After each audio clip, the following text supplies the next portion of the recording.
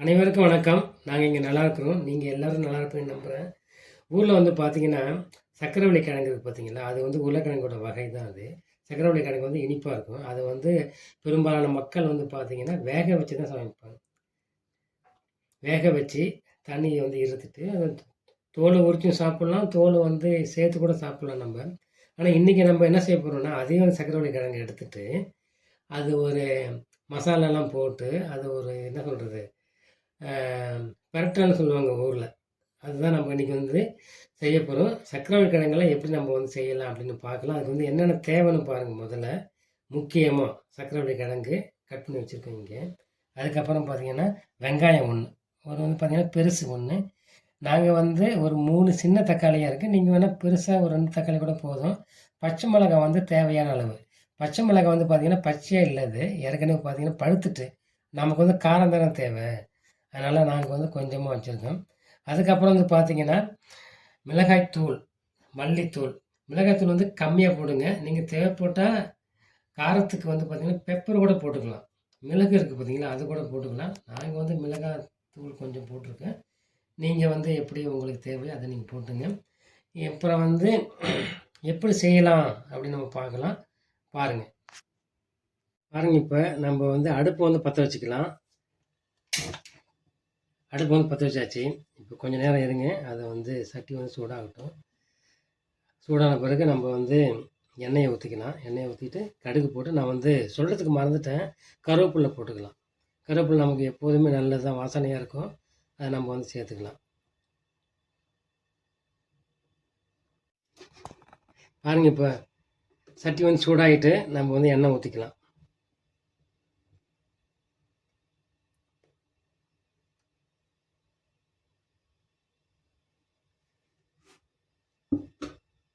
எண்ணெயை வந்து ஊற்றியாச்சு. எண்ணெய் கொஞ்சம் சூடான பிறகு கடுகு நம்ம போடுறோம்.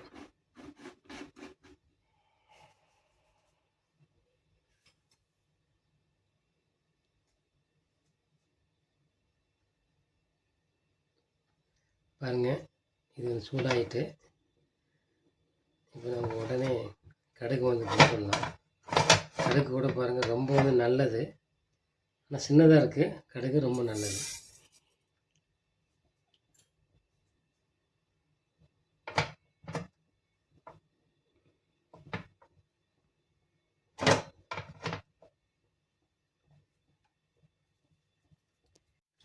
பாருங்கள், கடுகு வந்து சூடாகிட்டு, கடுகு வந்து பார்த்திங்கன்னா வெடிச்சிட்டு வெங்காயத்தை போட்டுடலாம்.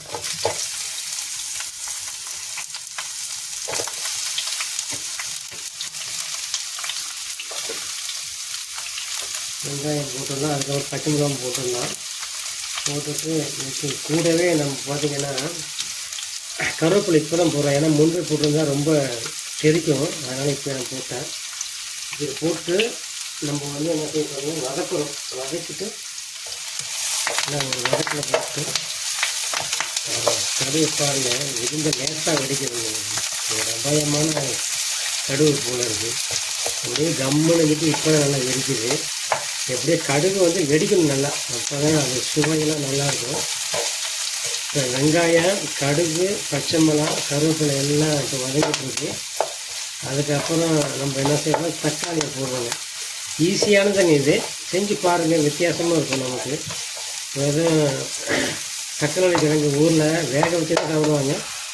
இப்போ நம்ம வந்து இதை பெட்டல் பண்ணி சாப்பிட்லாமே எப்படி இருக்குன்னு. சரிங்க, வதங்கிட்டு இப்போ நம்ம தக்காளியை சேர்க்கலாம்.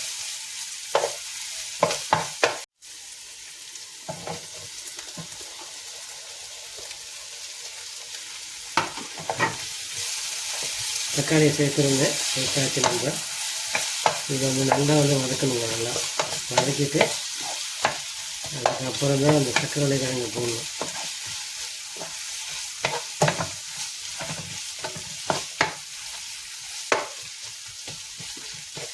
பாருங்கள், இப்போ நம்ம முதல்ல பார்த்தீங்கன்னா மூடி போட்டிருந்தோம். இப்போ பார்க்கலாம் திறந்து.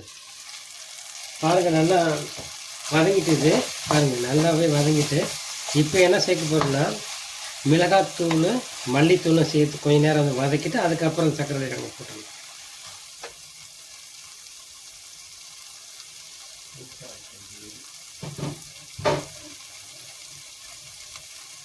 பாருங்கள், மிளகாத்தூள் மல்லித்தூள் இருக்குது, அப்படியே நம்ம போட்டுடலாம்.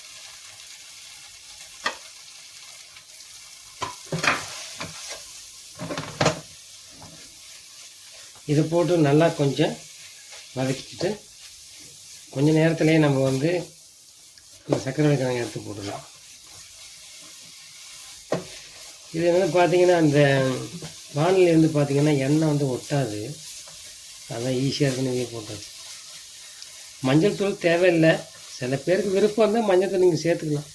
நாங்கள் வந்து சேர்க்கலை. இதுக்கு யாருக்காவது தேவைப்பட்டுச்சுன்னா மஞ்சள் தூள் நல்லது தான் மஞ்சள், ஏன்னா நாங்கள் இதுக்கு சேர்க்கலை. ஏன்னா அதிகமாக மஞ்சள் இருக்குது வேண்டாம்னு சொல்லிட்டு சேர்க்கலை. உங்களுக்கு தேவைப்பட்டால் நீங்கள் சேர்த்துங்க, பிரச்சனை இல்லை. பாருங்கள், போதுங்க, நல்லா பாருங்கள் வதங்கிட்டு இப்போ அந்த முக்கியமாக அந்த சக்கரை கிழங்கு நம்ம போட்டுடலாம். பாருங்கள், போட்டாச்சுங்க, அவ்வளோதாங்க. நமக்கு வந்து தண்ணியெல்லாம் சேர்க்க வேண்டாங்க. கொஞ்சம் நேரம் கழித்து கொஞ்சமாக உப்பு, அந்த சுவைக்கு தகுந்த மாதிரி கொஞ்சம் உப்பு போட்டால் அவ்வளோதாங்க, முடிஞ்சு. இது வந்து அதிகபட்சமாக பார்த்திங்கன்னா 20 நிமிஷத்தில் செஞ்சிடலாங்க. ஆமாம், கிழங்குலேயே நிறைய வகை இருக்குதுங்க. இது நல்ல கிழங்கு, சக்கரவள்ளி கிழங்கு, கருணைக்கிழங்கு, நிறைய இருக்க வகை. சொல்லுவாங்க கருணைக்கிழங்கு தான் நம்பர் 1 அப்படின்னு. சக்கரை கிழங்கு நல்லது தான், நம்ம சாப்பிடுவோம், இயற்கையான முறையில் விளையுது. பார்க்கலாம். பாருங்கள், இப்போ என்ன செய்ய போகிறோன்னா அதுங்கிட்ட உப்பு போட்டுக்கலாம்.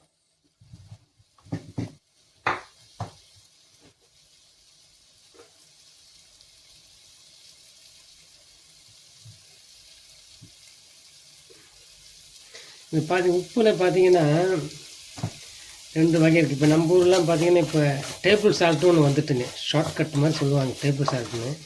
அது வந்து நல்லது இல்லைன்னு மருத்துவர் சொல்கிறாங்க, நான் சொல்ல, மருத்துவர் தான் சொல்கிறாரு.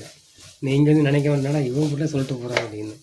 ஏன்னா இப்போ நம்ம பார்த்திங்கன்னா நவீன இந்த உலகத்தில் எல்லாமே நாகரிக மையத்தில் எல்லாம் ரொம்ப இதாக வந்துருச்சு. அதனால் நமக்கு வந்து சீ சால்ட் அதுதான் நமக்கு நல்லது.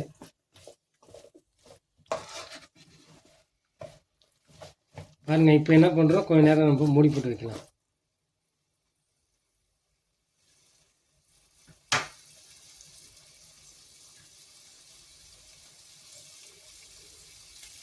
அவ்வளோதாங்க, முடியாச்சு. நம்ம ஒரு 10 நிமிஷம் கழித்து திறந்து பார்க்க வந்துட்டாங்க. சரிங்க, இப்போ வந்து பார்க்கும், ஏன்னா 10 நிமிஷம் நம்ம சொல்லியிருந்தோம், இடையில வந்து பார்க்கலாம் எப்படி இருக்குன்னு பார்க்கும்.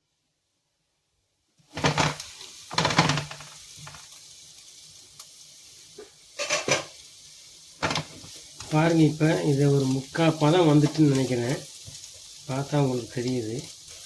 பாருங்கள், 3/4 பதம் வந்துச்சுங்க. இன்னும் நமக்கு ஒரு 3 நிமிஷம் வச்சுருந்தா போதும். இன்னும் நல்லா இது வந்து வெந்துருங்க. இப்போ நல்லா வெந்துருச்சு, இன்னும் கொஞ்சம் இருக்குது, நல்லா வேகட்டும், அப்போ தாங்க நல்லாயிருக்கும். இது பார்த்திங்கன்னா அந்த மூடியை வந்து எடுக்கும்போது நல்லா மணமாக இருக்குங்க, வாசனை பார்க்கும்போது ஓ பரவாயில்ல அப்படின்னு தோணும். நல்லா இருக்குது, நீங்கள் செஞ்சு சாப்பிடுங்க.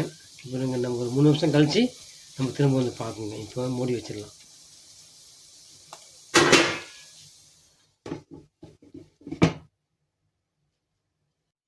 பாருங்கள், இப்போ நம்ம சொன்ன மாதிரி ஒரு 3 நிமிஷம் முடிச்சுட்டு பார்க்கலாம். இப்போ பாருங்கள், நல்லாவே வந்துச்சு, வெந்திருக்கு. நம்ம அப்படியே பார்க்கலாம் பாருங்கள் அப்படின்னு. பாருங்கள், வெந்திருக்கு, நல்லா வெந்துருச்சுங்க. அவ்வளோதான், முடிஞ்சிட்டு. இது மேலே வந்து கொத்தமல்லி இல்லைன்னா புதினா இருந்தால் மேலே அப்படி தூவிட்டு ஒரு சுவையாக சாப்பிட வேண்டியதாங்க. உண்மையாகவே நல்லாயிருக்கும். நான் கொஞ்சமாக எடுத்து சாப்பிட்டு பார்த்துட்டு உங்களுக்கு சொல்கிறேன் ஒரு 1 மினிட்ல. கொஞ்சம் காத்துருங்க.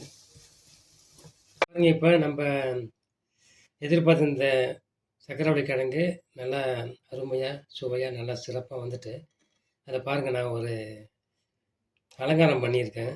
என்னென்னா புதினா தான், புதினா நல்லா வந்து வாசனையாக இருக்குது. அதுவும் ஒரு மூலிகை தானே. இதில் வந்து பார்த்திங்கன்னா இந்த வெங்காயம் நல்லா வதங்கியிருக்கு. அப்புறம் வந்து பார்த்திங்கன்னா அந்த மிளகாவோட காரம், அப்புறம் இந்த சக்கரவள்ளி கிழங்கோட அந்த இனிப்பு, அது சேர்ந்து ஒரு சுவையே கொஞ்சம் தனியா இருக்கும். நீங்க செஞ்சு பாருங்க.